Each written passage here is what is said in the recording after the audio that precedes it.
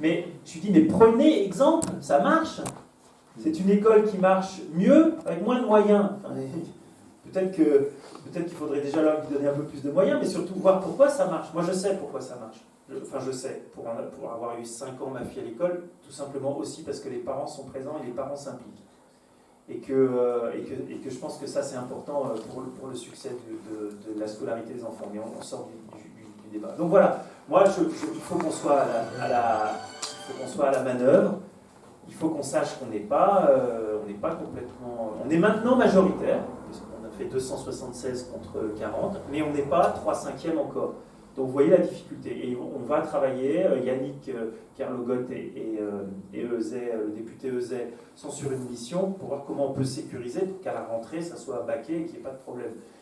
Et c'est déjà ça, c'est déjà important. Et à la rentrée, pour moi, c'est la priorité. C'est qu'il n'y ait pas des maires qui me disent « Ah ben non, là, les locaux que je vous prête, je ne vous les prête plus parce que c'est... » Vous voyez le risque, hein. Ça ne va pas arriver, je pense, parce que ceux qui prêtent, généralement, ils ont conviction, ils le font par conviction.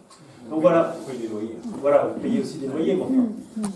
Donc voilà, première étape, on sécurise par décret, par la loi, rapidement. Et deuxième étape, on révise la Constitution et je pense que on va avoir une séquence qui est une séquence présidentielle.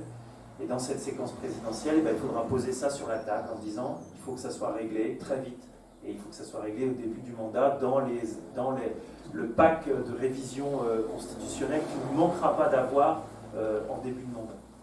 Dali eo ile Paul rede gortoz prontas kabali lazon. Ar promeso ezo nemet evidare agredaleo. Dans la varode ar vech ar président dilennet ne vogret ni trabet. On doit connaître un rei déjà. Hollande doit. C'est ce que j'ai dit. Merde, mais je du Perak de me sens j'ai aurait de nober à Roc. Perak, puis bien, rentre aux deux avait à Dilendet même monstre. On eus roermis ça est évite de nober. Mais à den de me songe paye en LR, puis à République en net zo virus même monstre. Brejou hag et Sénat. À raison, nous songe, nous dokerron dans la carte, nous enquête d'abiou, mais bon, d'une embénac à vous et nous en eau, évite Béa va Renk, évite Béa président de la République. Hag de me songe, m'avait gré vraiment, m'avait la quête de tout arrêt au deux fronts d'avait président de la République. Bon, à Rabat, il vaut un actrice qui n'est pas un président, puis il y a un modal. Donc, de ce qui est l'ocean parlementaire et bête, évidemment, avec ma vichégrette, quand on a regardé tout ce peine, et vichégrette, au bord, pénons avait la varode de zonnerie au référendum. Bon, le référendum, de son, j'ai évidemment, Arzoubidigis, bon, c'est zone temps migré. Dans la varode, la 4. Un président des Nober, à Pépini, à Volaka d'Arbert, Varnan, et vite voti, et Nondoré a fait ça. À Berndeller, d'Asquare, Azo et Alsace, Kafkinin, et Vichy, Patrick Hetzel, et Frédéric Reiss, et Vichy votat à Enep. À Modal, Goudé en délai de dégoût, Gortospel, Gortosguel, dans la varode, on évoquait. Mazeus, par chance bénag, la chance à Vendrez et au Brément. Gavdien, et ma Brément. Hag red et la cadarbert, à devant d'Aro. Modal, Goudé, en ol, doit la varode, force pénose, et apaisement la varode déjà, évite Carta Europa, nous ont qu'épiou, nous avons des vichégrets, Goudé, Hervège d'Ilenet, ou pas. Gorto, non nos bit, non nos boulet, ni trabit. Oui. Juste, non, moi je suis de l'avis qu'il ne faut pas temporiser.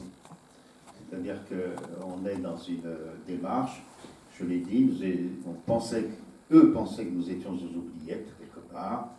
On est sortis, on a occupé le devant de la scène au point de faire voter une loi, ce qui est quand même un événement considérable dans la vie démocratique.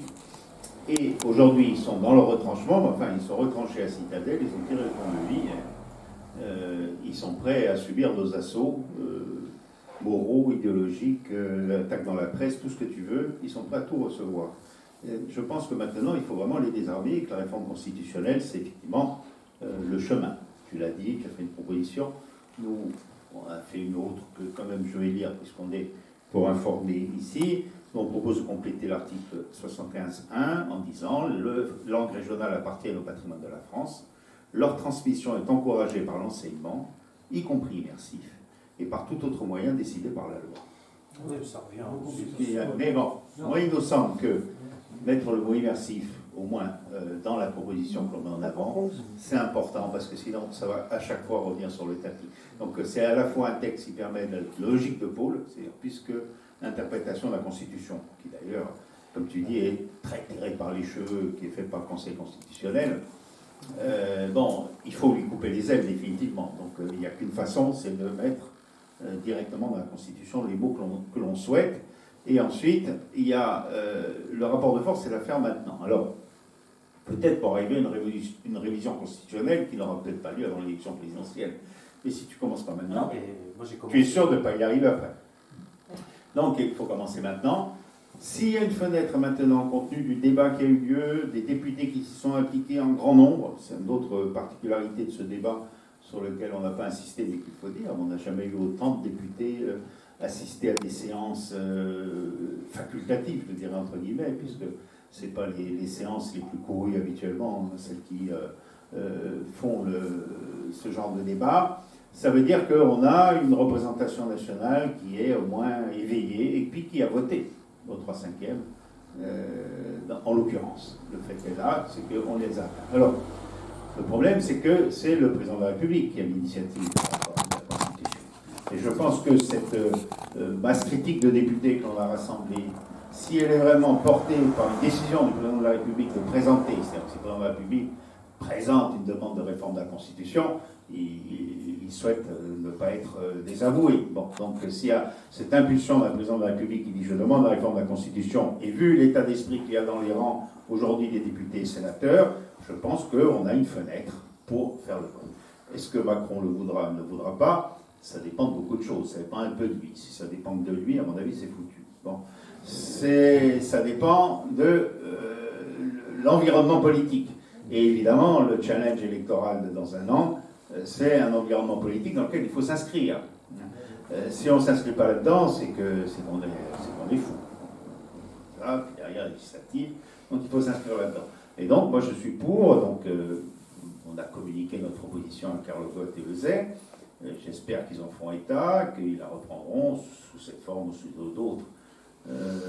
L'important, c'est que ça vienne et qu'il y ait un véritable enjeu politique, et cela on revient dans cette dialectique constructive qu'il peut y avoir entre la demande associative et l'action politique. Bon, à un moment donné, il faut avancer de façon à pas complémentaire pour essayer de faire, c'est-à-dire qu'on va leur mettre une pression politique qui est, voilà, je pense que si le MoDem dit nous quittons la majorité présidentielle si le président Macron ne fait pas, au lendemain des présidentielles, en gros, il s'en fout. À la veille des présidentielles, il ne peut pas s'en foutre. Non, mais, oui, donc, non, mais tu